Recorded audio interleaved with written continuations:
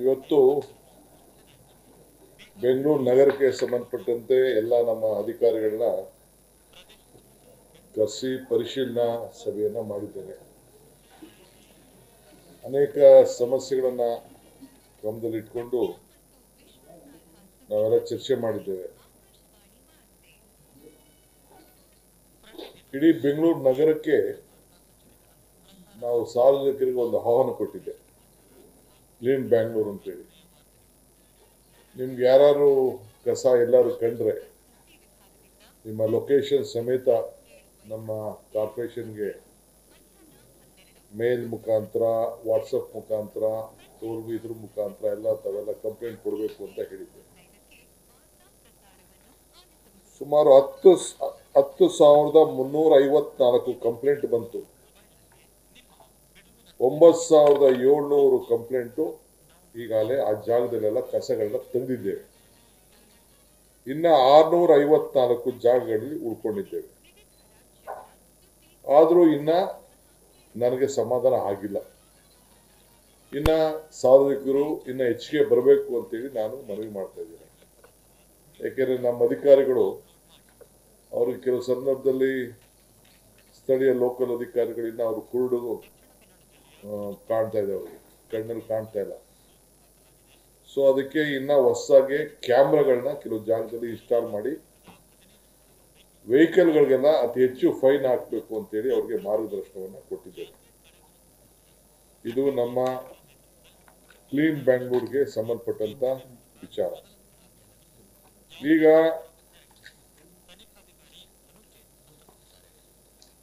ಮುಖ್ಯವಾಗಿ ಈಗ ಹೊಸ GBA ಆಕ್ಟ್ ಅದನ್ನ ಇಂಪ್ಲಿಮೆಂಟೇಷನ್ ಮಾಡೋಂಥದ್ದು ಈಗ ಕೋರ್ಟಲ್ಲೂ ಕೂಡ ಬಂದಿತ್ತು. ನಾವೆಲ್ಲ ರೆಡಿ ಮಾಡಿದ್ದೇವೆ. 5 ನಗರಗಳಾಗಿ ಮಾಡಬೇಕು ಅಂತೇಳಿ. ಈಗ 2ನೇ ತಾರೀಕು 2/9/2020 ಸೊ ಫೈನಲ್ ನೋಟಿಫಿಕೇಶನ್ಗೆ 25 2/9/2025ಕ್ಕೆ ಫೈನಲ್ ನೋಟಿಫಿಕೇಶನ್ ಆಗ್ತದೆ.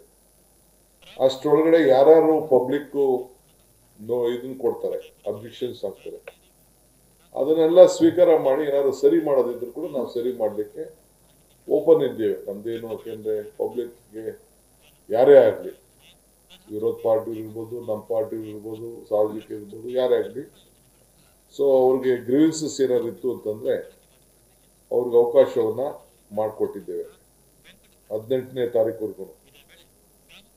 ಆಮೇಲೆ 18ನೇ ತಾರೀಕುವರೆಗೂ ಅವರು ಹಾಕ್ಬೋದು.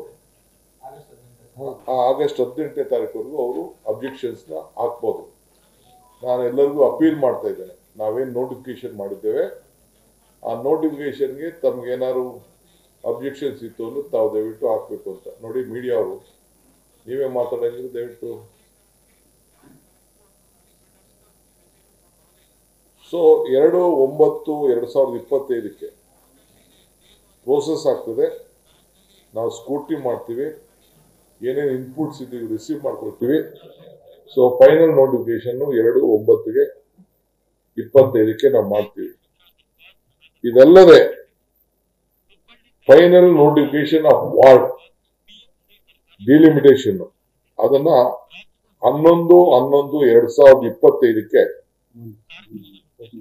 1/11/2025ಕ್ಕೆ final notification of ward delimitation publish ಮಾಡಬೇಕು ಅಂತ ತೀರ್ಮಾನ ಮಾಡಿದ್ದೇವೆ. ಸೊ ಪ್ರೋಸೆಸ್ನ 3/9/25ರಿಂದ 1ನೇ ತಾರೀಕುವರೆಗೂ ಒಂದು ಹೊಸ ಡಿಲಿಮಿಟೇಷನ್ ಕಮಿಷನ್ ಅದನ್ನ ರಚನೆ ಮಾಡ್ತಾ ಇದ್ದೀವಿ. ಅವರು ಆ ಕೆಲಸವನ್ನ ಮಾಡ್ತಾರೆ. Delimitation process by delimitation commission. So ಅದನ್ನ ಡ್ರಾಫ್ಟ್ ವಾರ್ಡು, ಬೌಂಡ್ರೀಸು, ಅಬ್ಜೆಕ್ಷನ್ಸ್ ಇವೆಲ್ಲ ಕೂಡ ಫೈನಲ್ ನೋಟಿಫಿಕೇಶನ್, ಏನಾದ್ರು ಅಬ್ಜೆಕ್ಷನ್ಸ್ ಇದ್ರು ಕೂಡ ಅದನ್ನೆಲ್ಲ ಕೂಡ ರಿಸೀವ್ ಮಾಡಿಕೊಂಡು ನಾವು ಒಟ್ಟಾರೆ 1/11/2025 ವರ್ಷಕ್ಕೆ ನಾವು ಮಾಡ್ತೀವಿ. ಆಮೇಲೆ ರಿಸರ್ವೇಶನ್ ಪ್ರೋಸೆಸ್ ಕಂಪ್ಲೀಟ್ ಆಗ್ತದೆ. ಇದನ್ನ ಕೋರ್ಟ್ಗೆ ನಾವು ಸಬ್ಮಿಟ್ ಮಾಡ್ತಾ ಇದೀವಿ.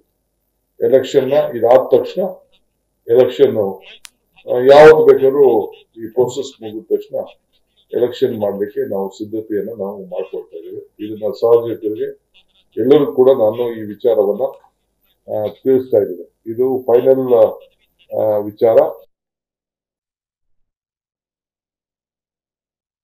ಕೂಡ ನಾವು ಸಲ್ಲಿಸ್ತಾ ಇದ್ದೇವೆ. ಈ ವಿಚಾರನ ತಮಗೆ ನಾನು ತಿಳಿಸ್ತಾ ಇದ್ದೇನೆ.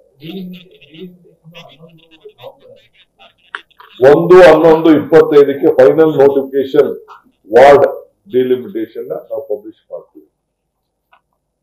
8/3/9/25 1/11 ಒಳಗಡೆ ಈ ಡಿಲಿಮಿಟೇಷನ್ ಕಮಿಷನ್ ಅವರು ಅದನ್ನ ತೀರ್ಮಾನ ಮಾಡ್ತಾರೆ, ನೋಟಿಫಿಕೇಶನ್ ಕರೀತಾರೆ.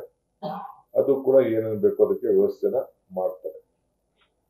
ಸಾರ್ವಜನಿಕರ ಗಮನಕ್ಕೆ ಇದನ್ನ ನಾನು ತರಬೇಕು, ಎಲ್ಲರೂ ಕೂಡ ಬೇರೆಯವ್ರ ಸಿದ್ಧತೆ ಮಾಡ್ಕೊಳ್ಳಿ ಅಂತ ಹೇಳಿದ್ದೇನೆ.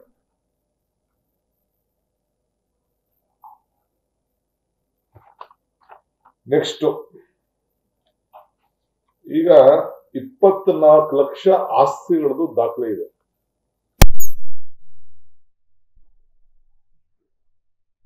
ಖಾತೆ 6.5 ಲಕ್ಷ ಜನ ಈ ಖಾತನ ಈಗಾಗಲೇ ಮುಂದಕ್ಕೆ ಬಂದಿದ್ದಾರೆ, ತೆಗೆದುಕೊಂಡಿದ್ದಾರೆ. 6.5 lakhs. AB ಸೇರಿ 24 ಇದೆ. ಈಗ 6.5 ಲಕ್ಷ ಈಗ ಫೈನಲ್ ಆಗಿ ತೆಗೆದುಕೊಂಡು ಕೆಲವರೆಲ್ಲ ತೆಗೆದುಕೊಂಡಿದ್ದಾರೆ. ಅರ್ಜಿ ಹಾಕಿ ಡಾಕ್ಯುಮೆಂಟ್ಸ್ ಹಾಕಿ ಪಡ್ಕೊಂಡಿದ್ದಾರೆ. ಅವ್ರ ಫೋಟೋ, ಮನೆ ಫೋಟೋ ಎಲ್ಲ ಹಾಕಿ ತೆಗೆದುಕೊಂಡಿದ್ದಾರೆ. ಇದನ್ನ ಜಾಸ್ತಿ ಅವರ ಗ್ಯಾರಂಟಿ, ಅವ್ರ ಆಸ್ತಿಗಳ ಗ್ಯಾರಂಟಿ ಮಾಡಬೇಕು ಅಂತ ಆನ್ಲೈನ್ ಅಲ್ಲಿ ಸಿಗ್ಬೇಕು ಎಲ್ಲರ ದಾಖಲೆಗಳು. ಸೊ ಮುಂದಕ್ಕೆ ಅವ್ರಿಗೆ ಯಾರಿಗೂ ಕೂಡ ನಂದು ಹೆಚ್ಚು ಕಮ್ಮಿ ಆಗಿದೆ ಅನ್ನೋದು ಭಾವನೆ ಬರಬಾರದು. ಆ ದೃಷ್ಟಿಯಿಂದ 22ನೇ ತಾರೀಕು ಅಕ್ಟೋಬರ್ ಇಂದ 1 ನವೆಂಬರ್ ವರೆಗೂ ಒಂದು ಮ್ಯಾಸಿವ್ ಡ್ರೈವ್ ಅನ್ನ ನಾವು ತೆಗೆದುಕೊಳ್ತೇವೆ. ಒಂದು ಅವಕಾಶನ, ಒಂದು ಚಾನ್ಸ್ ಕೊಡ್ತೇವೆ.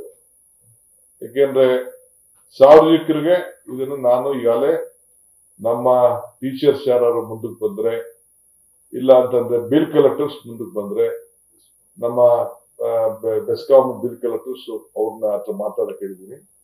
ಆಮೇಲೆ ನಮ್ಮ ಕಾರ್ಪೊರೇಷನ್ ನೌಕರರು ಅವ್ರ ಹತ್ರ ಎಲ್ಲ ನಾನು ಮಾತಾಡಕ್ ಹೇಳಿದ್ದೀನಿ. ಅವ್ರಿಗೂ ಕೂಡ ಯಾಕೆಂದ್ರೆ ಮುಂದಕ್ಕೆ ಸೆನ್ಸಸ್ ಇವೆಲ್ಲ ಇಶ್ಯೂಸ್ ಇದೆ, ಅವರೆಲ್ಲ ಕೆಲವರು ಕೆಲಸ ಮಾಡ್ಬೇಕಾಗ್ತದೆ.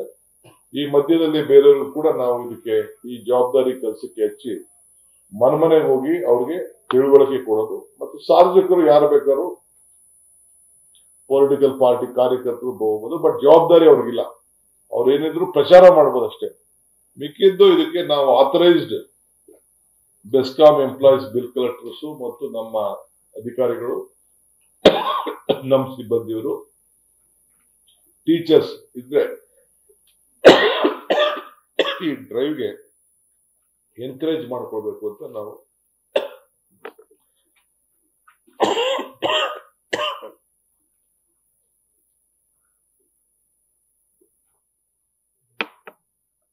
ತೀರ್ಮಾನ ಮಾಡಿದ್ವಿ. ಇದಲ್ಲದೆ ಬಿ ಖಾತಾ ವಿಚಾರದಲ್ಲಿ ಮೊನ್ನೆ ಕ್ಯಾಬಿನೆಟ್ ಅಲ್ಲಿ ತೀರ್ಮಾನ ಆಗಿದೆ. 15ನೇ ತಾರೀಕು ಆಗಸ್ಟ್ಗೆ ಅಷ್ಟೊತ್ತಿಗೆ ಯಾರಿಗೆ ಎಲಿಜಿಬಿಲಿಟಿ ಇದೆ, ಯಾವ ರೀತಿ ಅವ್ರು ಅರ್ಜಿ ಹಾಕೊಳ್ಬೇಕು, ಆ ಮಾಹಿತಿಯನ್ನ SOP ಲಾಂಚ್ ಮಾಡ್ತಾ ಇದ್ವಿ. 15ನೇ ತಾರೀಕಿನಿಂದ ಬಿ ಖಾತೆಯಿಂದ ಎ ಖಾತಾಗೆ ಯಾವ ರೀತಿ ಅರ್ಜಿ ಹಾಕ್ಬೇಕು, ಏನ್ ಮಾಡ್ಬೋದು, ಯಾರಿಗೆ ಅರ್ಹತೆ ಇರ್ತದೆ ಅದನ್ನೆಲ್ಲ ಅವ್ರ ಆಸ್ತಿಗಳನ್ನ ರೆವಿನ್ಯೂ ದಾಖಲೆಗಿರ್ಬೋದು, ಮತ್ತೊಂದಿರ್ಬೋದು, ಅವ್ರು ತೆಗೆದುಕೊಂಡು ವಾಸ ಇರೋರಿಗೆ ಅದಕ್ಕೆ ಪರಿಶೀಲನೆ ಮಾಡಲಿಕ್ಕೆ ಅವ್ರಿಗೊಂದು ಅವಕಾಶವನ್ನ ಆನ್ಲೈನ್ ಅಲ್ಲಿ ಹಾಕೊಳ್ಳಿಕ್ಕೆ ಒಂದು ಅವಕಾಶನ ನಾವು ಮಾಡಿಕೊಡ್ತೀವಿ. ಸೊ ಅದು ಆಮೇಲೆ ಈ ಮಧ್ಯದಲ್ಲಿ ಶಿವಾನಂದ ಫ್ಲೈಓವರ್ ಕೆಳಗಡೆ ಹೆಬ್ಬಾಳಲ್ಲಿ ಮತ್ತು ನಮ್ಮ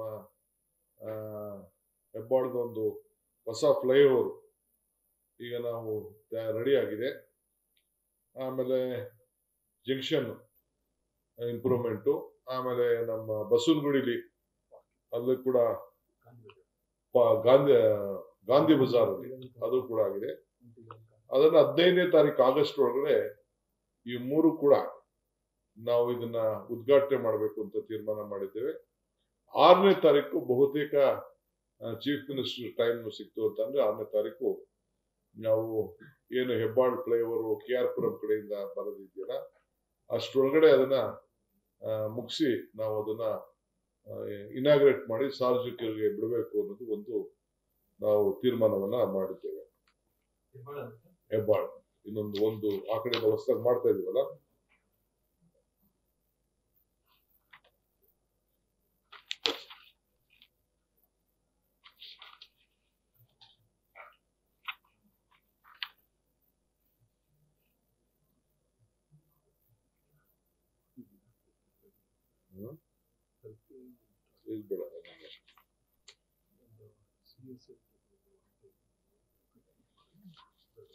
ಬೇಡ ಬೇಡ.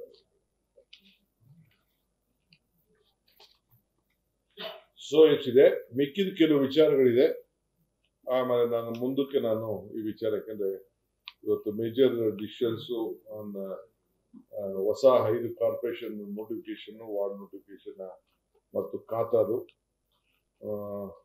ಈ ಖಾತಾ ಡ್ರೈವ್ ಮತ್ತು ಬಿ ಖಾತಾ, ಇದು ಬಹಳ ಪ್ರಮುಖವಾದ ವಿಚಾರ ತಿಳಿಸಿದ್ದೇನೆ. ಇದಲ್ಲದೆ ಒಂದು ಕೆಲವು ವೆಲ್ಫೇರ್ ಸ್ಕೀಮ್ಸ್ ಇದೆ. ಒಂದು 10 ರಿಂದ 15 ಸಾವಿರ ಜನಕ್ಕೆ ಕೆಲವು ಕಾರ್ಯಕ್ರಮನ ಹಂಚುವಂಥದ್ದು, ತಳ್ಳೋ ಗಾಡಿಗಳು ಕೊಡುವಂಥದ್ದು. 27,000 ಜನ ರಿಜಿಸ್ಟರ್ ಮಾಡ್ಕೊಂಡಿದ್ದಾರೆ.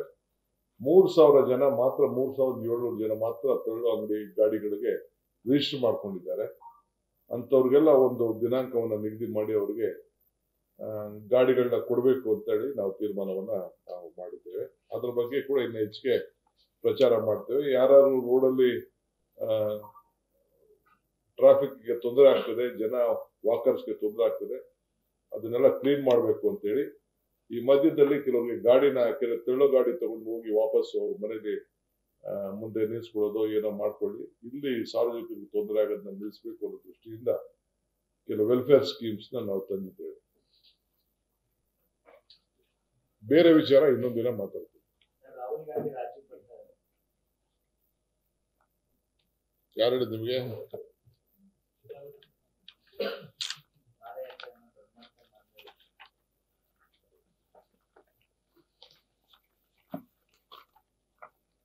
ನೋಡ, ಚರ್ಚೆ ಇದೆ. ನಾನು ಹೇಳಿದ್ರು 4ನೇ ತಾರೀಕು ಬರಬೇಕು ಅನ್ನೋದು ಒಂದು ಮಾಹಿತಿ ಇದೆ. ನಾನು ಆಫೀಸರ್ಸ್ ಹತ್ರ ಮಾತಾಡಿದ್ದೀನಿ. ಇನ್ನ ಚೀಫ್ ಮಿನಿಸ್ಟರ್ ಹತ್ರ ಮಾತಾಡಿಲ್ಲ. ನಾನು ಈಗ ಹೋಗಿ CM ಹತ್ರ ಮಾತಾಡ್ತೀನಿ. ಮಾತಾಡಾದ್ಮೇಲೆ ನಿಮ್ಗೆ ದರ್ಶನ್ ಮತ್ತೆ ರಮೇಶ್ ದೂರು ಮತ್ತೆ ಪ್ರತಿದೂರು ದಾಖಲಾಗಿದೆ ಸರ್. ಮಹಿಳೆಯರಿಗೆ ಕೆಟ್ಟದಾಗಿ ಕಮೆಂಟ್ ಮಾಡೋದು, ಸೋಷಿಯಲ್ ಮೀಡಿಯಾದಲ್ಲಿ ಅವಶ್ಯ ಶಬ್ದ ಪ್ರಯೋಗ ಮಾಡೋದು, ಇವೆಲ್ಲ ಆಗ್ತಾ ಇದೆ. ನಿಮ್ಮ ಅಭಿಪ್ರಾಯ? ಶಿವರಾಜ್ ಕುಮಾರ್ ಸಹ ರಮ್ಯಾ ಪರವಾಗಿ ಮಾತಾಡಿದ್ದಾರೆ.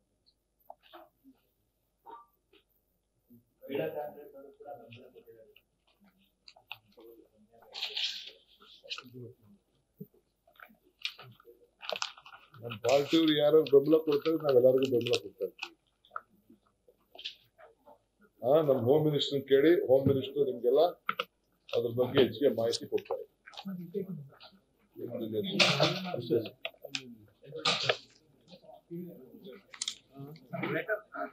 ಗ್ರೇಟರ್ ಬೆಂಗಳೂರು 5 ಭಾಗ ಮಾಡೋದಕ್ಕೆ ಬಿಜೆಪಿ ವಿರೋಧ ಮಾಡಿದ್ದಾರೆ. ಸಭೆಯಲ್ಲೂ ಅಂದ್ರೆ ಕಮಿಟಿ ಸಭೆಯಲ್ಲೂ ಕೂಡ ನಾವು ಅದಕ್ಕೆ ನೋಟ್ ಹಾಕಿದ್ದೀವಿ ವಿರೋಧ ಮಾಡೋದಕ್ಕೆ ಅನ್ನೋದನ್ನ ಹೇಳಿದ್ದಾರೆ. ಮೊನ್ನೆ ಬಿಜೆಪಿ ಬೆಂಗಳೂರಿನ ಶಾಸಕರ ಸಭೆ ಕೂಡ ಮಾಡಿದ್ರು.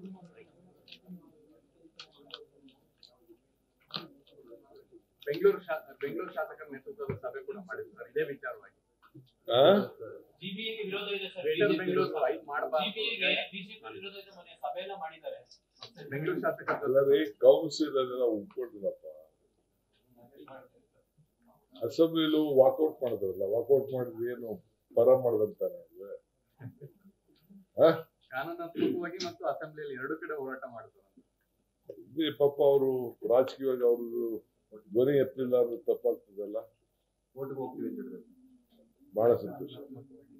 ಸರ್, ವಿಜೇಂದ್ರ ಅವರು ವಾರಕ್ಕೆ ಒಂದ್ಸರಿ CM DCM ಡೆಲ್ಲಿ ಕೂತ್ಕೊಂತಾರೆ. ಇಲ್ಲಿ ಆಡಳಿತ ನಡೆಸ್ತಾರೆ. ಈಗ ತಿರ್ಗಾ 1ನೇ ತಾರೀಕು ಹೋಗ್ತಾ ಇದೀವಿ ನಾವು. 31ಕ್ಕೆ ಅಂಬಾಸಿಡರ್ಗಳನ್ನ ಭೇಟಿ ಮಾಡ್ತಾ ಇದೀವಿ ಇಬ್ರು. ಅದಕ್ಕೆ ಹೋಗ್ತಾ ಇದೀವಿ. 2ನೇ ತಾರೀಕು ನಮ್ಮ ಸಂವಿಧಾನದ ರಕ್ಷಣೆ ಬಗ್ಗೆ ದೊಡ್ಡ ಚರ್ಚೆ ಇದೆ ವಿಜ್ಞಾನ ಭವನದಲ್ಲಿ, ಅದಕ್ಕೆ ಹೋಗ್ತಾ ಇದೀವಿ. ನಾವ್ ಯಾವ್ದು ಬೇರೆ ವಿಚಾರಕ್ಕೆ ಹೋಗ್ತಾ ಇಲ್ಲ. ವಿಜೇಂದ್ರ ಹೇಳ್ತಿದ್ರು ವಿಧಾನಸೌಧನೇ ಅಲ್ಲಿ ಶಿಫ್ಟ್ ಮಾಡ್ಬಿಡೋಣ, ಸಿಎಂ ಡಿಸಿಎಂ ಅಲ್ಲೇ ಇರ್ಲಿ. ಆಯ್ತು, ಸಿಎಂ ಸಭೆ ಮಾಡ್ತಿದ್ದಾರೆ, ತಮ್ಮನ್ನು ಬಿಟ್ಟು ಸಭೆ ಮಾಡ್ತಿದ್ದಾರೆ ಅಂತ ಚರ್ಚೆ ಆಗ್ತಿದೆ. ಸದ್ಯ ವಿರೋಧ ಪಾರ್ಟಿ ನನ್ನ ಬಗ್ಗೆ ಅಷ್ಟು ಕಾಳಜಿ ಇಟ್ಕೊಂಡಿದ್ದಾರೆ, ಬಹಳ ಸಂತೋಷ. ನ್ಯೂಸ್ ಫಸ್ಟ್ ನಿರ್ಭೀತಿಯಿಂದ ನಿಮ್ಮ ಪರವಾಗಿ.